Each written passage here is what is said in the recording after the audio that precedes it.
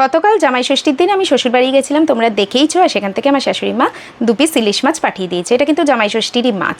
আর এই শ্বশুরবাড়িতে জামাই ষষ্ঠীর দিন যাই আর 2 দিন পর যাই বাপের বাড়িতে জামাই ষষ্ঠী, মানে সাহেবের জামাই ষষ্ঠী হতে।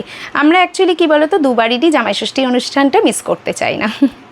তারপর ইলিশ মাছ ভেজে ঘেমে নে একসা হয়ে ইলিশের ঝাল ঝাল ঝাল বানিয়ে ফেললাম। তারপর বাকি রান্না সমস্ত কাজ কমপ্লিট করে আম কেটে নিলাম। এই আমটাও আমার শাশুড়ি মা পাঠিয়েছিল, মানে সবই জামাই ষষ্ঠীর বলতে পারো। তারপর স্নান পুজো করে লাঞ্চ করতে বসলাম। বানিয়েছিলাম ভাত, উচ্ছে চচ্চড়ি আর ইলিশের মাখা মাখা তেল ঝাল বা ঝাল ঝাল ঝাল যাই বলো। সাথে ছিল মিষ্টি হিমসাগর আম।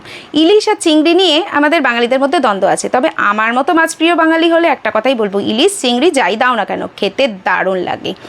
দুটো একসাথে হলে তো আর কথাই নেই। আর টেস্ট কেমন হয়েছে সেটা এক্সপ্রেশন দেখেই বুঝতে পারছো। নিজের রান্না বলে বলছি না, খেতে কিন্তু অসাম হয়েছে। তারপর মিষ্টি আম খেতে খেতে তৃপ্তি খুঁজে পেলাম। তো আজকের মতো ব্লগটা এখানেই এন্ড করলাম।